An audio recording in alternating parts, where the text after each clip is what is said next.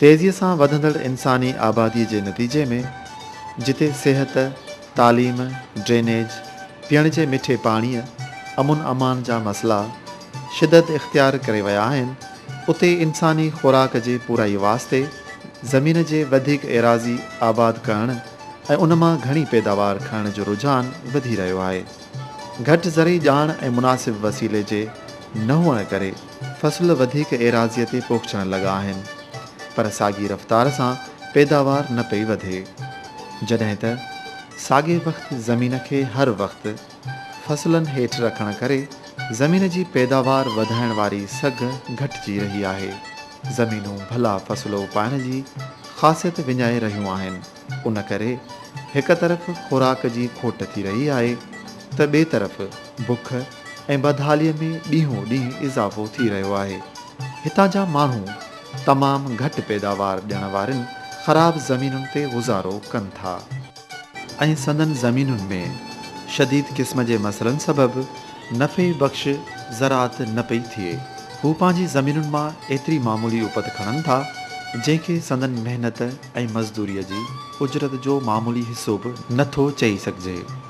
जेतोणीकि हू पंहिंजे ॿारनि ॿचनि समेत सारो साल ॾींहं राति महिनत कनि था, पोइ बि खेनि पेट गुज़र लाइ 4 दाणा बि पूरा नसीब नथा थियनि। किन हालतुनि में त हू बटईअ वक़्तु ख़ाली बोछण कुल्हे ते रखी अंदर में अरमाननि जो मातम कंदो घर रवानो थिए थो। बुख, बदहाली ऐं गुरबत जी ज़िंदगी गुज़ारींदड़ इंसानी आबादीअ जी अक्सरियत ॿारहाणीअ में रहे थी ऐं उन जो दारो मदार सिर्फ़ ऐं सिर्फ़ ज़राअत ते आहे। ज़रूरत उन ॻाल्हि जी आहे त गुरबत घटाइण ऐं ज़रई पैदावार वधाइण वास्ते पंहिंजी ज़मीन जी सिहत जो ख़्यालु रखियो वञे ऐं पंहिंजे फ़सुल जी ख़ुराक जो घुर्ज मुताबिक़ पूराओ कयो वञे। पंहिंजी ज़मीन जी सिहत सुधारण, पैदावार वधाइण ऐं नफ़े बख़्श ज़राअत करण लाइ सभ खां पहिरीं असां सभिनी खे उहा ॻाल्हि सम्झणी पवंदी त असांजी ज़मीन खे कहिड़े क़िस्म जा मसइला दरपेश आहिनि ऐं उन्हनि मसइलनि जा कारण कहिड़ा आहिनि, याने असांजूं ज़मीनूं छो ख़राब थी रहियूं आहिनि ऐं उन्हनि मां घणी पैदावार छो नथी हासिलु थिए। साॻे वक़्तु ज़मीन जी सिहत जो ख़्यालु न रखण सां गॾोगॾु असीं फ़सुलनि खे जेका कीमियाई भाण जी शिकिल में ख़ुराक ॾियूं था, उहा पिणु मुनासिब तरीक़े ऐं मिक़दार में नथी ॾिनी वञे, जंहिं करे बि पोखियल फ़सुल मां सुठी पैदावार नथी मिले। सिंध जे ज़मीनुनि खे सुधारण ऐं उन्हनि मां पैदावार सुठी खणण लाइ सभ खां पहिरीं अहमियत उन ॻाल्हि जी आहे त ज़मीन अंदरि नामियाती मादे खे वधायो वञे। हितां जे हर ज़मींदार जी ज़मीन नामियाती मादे जी खोट जो शिकार आहे। नामियाती मादे जी खोट जे करे ज़मीनूं सख़्तु, खोरियूं, कलराटियूं ऐं कमज़ोर थी वियूं आहिनि। नामियाती मादे जी खोट खे ज़मीन अंदरि पूरो करण लाइ 2 तरीक़ा निहायती मौसर आहिनि। हिकु वथाण जो ॻरियल सड़ियल भाण 60 खां 70 मण फ़ी एकड़ हर साल ज़मीन में विझणु घुरिजे, या वरी हर 3 सालनि बाद 250 खां 300 मण फ़ी एकड़ ॾियणु घुरिजे। वथाण जो भाण ज़मीन में विझी हिकदमि हरनि ज़रिए ज़मीन में मिलाए रेज कजे। वट अचण ते ज़मीन खे खेड़े ॿियो रेज ॾिजे। ॿिए रेज बाद जॾहिं ज़मीन वट अचे त ज़मीन तयारु करे पोखी करणु घुरिजे। ज़मीन में वथाण जे भाण खे मिलाइण लाइ रोटावेटर जो इस्तेमालु ज़रूरु कजे, छाकाणि त रोटावेटर सां भाण चङी रीति ज़मीन में मिली वञे थो। जेकॾहिं वथाण जो भाण मौजूदु न आहे त पोइ ज़मीन में नामियाती मादो वधाइण लाइ साए भाण वारा फ़सुल पोखे उन्हनि खे हरनि ज़रिए ज़मीन में मिलाए सघिजे थो। जीअं भाण जे लाइ पंहिंजे इलाइक़े जी आबहवा मुताबिक़ जंतर, ग्वार, लूसण, बरसीम, सिणी वग़ैरह मां को बि फ़सुलु पोखे जॾहिं गुलनि ते वरे त हरनि ज़रिए चङी रीति मिलाइणु घुरिजे। हरनि ॾियणु शर्त हिकदमि रेज ॾिजे। ज़मीन वटि अचण ते हर हणी मथां ॿियो रेज कजे। रेज वारी ज़मीन में वट अचण ते चङीअ रीत हर हणी पोखी कजे। यादि रखणु घुरिजे त वथाण जे भाण ऐं साए भाण लाइ 2 रेज ज़रूरु कजनि।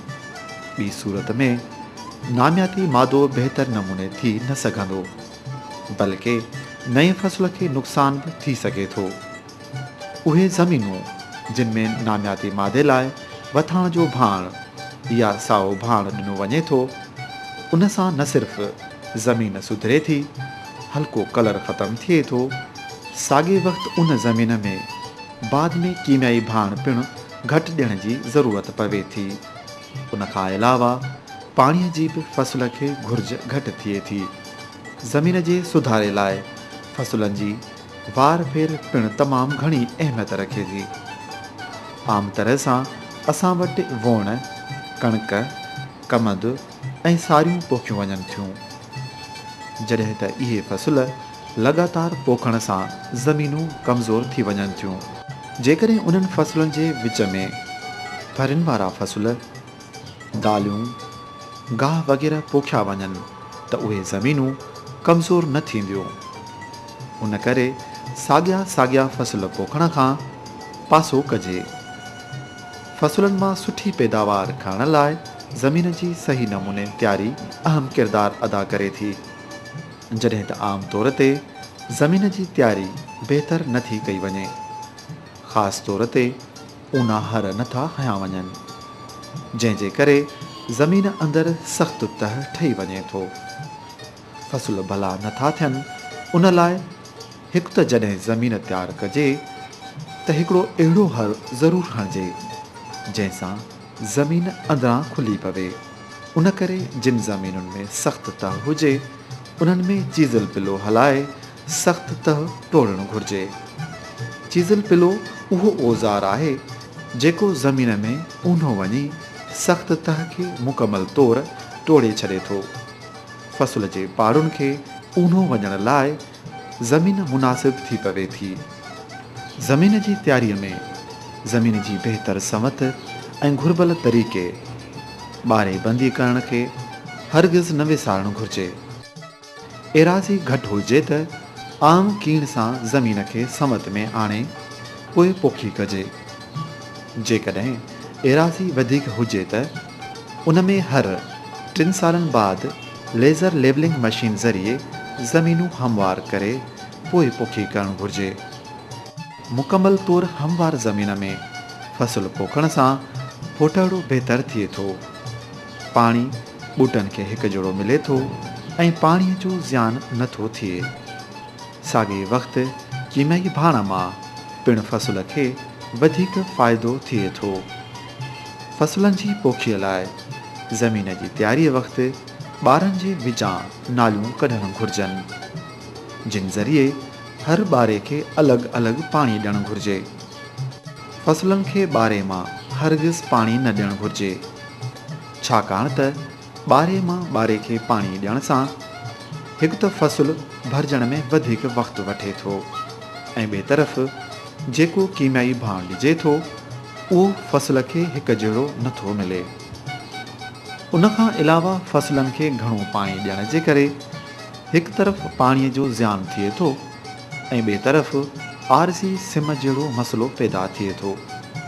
ज़मीन मां हल्के कलर जे ख़ात्मे लाइ हिकु त साए भाण वारा गाह पोखे गुलनि ते वहण महिल हरनि ज़रिए ज़मीन में मिलाए छॾिजनि, या वरी जिप्सम जो इस्तेमालु करे पंहिंजे ज़मीनुनि खे सुधारणु घुरिजे। फसलनि मां वधीक पैदावार खणण लाइ जेतोणीकि कीमियाई भाण अहम किरदारु अदा कनि था, पर हक़ीक़त इहा आहे त आम तौर ते कीमियाई भाण जी सही ऐं मुनासिब इस्तेमालु नथो थिए, जंहिंजे करे हिकु तरफ़ घणी पैदावार नथी वधे ऐं ॿिए तरफ़ कीमियाई भाणनि जो ज़ियान थिए थो ऐं आबादगारनि जो फसल ते बेजा ख़र्च थिए थो।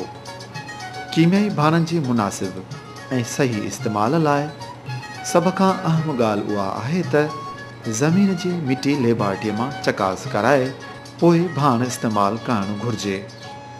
उन सिलसिले में ज़राअत खाते सिंध पारां हर ज़िले अंदरि मिटी ऐं पाणीअ जी चकास करण वारी लेबॉरेटरी मौजूदु आहे जेके चकास करे रहियूं आहिनि। साॻे वक़्तु कीमियाई भाण विकिरो कंदड़ कंपनियुनि पारां पिणु मिटी चकास करे ॾिनी वञे थी।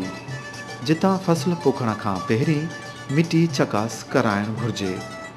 मिटी चकास कराइण मां उहो फ़ाइदो थिए थो त लेबॉरेटरीअ में मिटी चकास करे उहो पतो लॻायो वञे थो त कहिड़े क़िस्म जे भाण जी ज़मीन में केतिरी खोट आहे।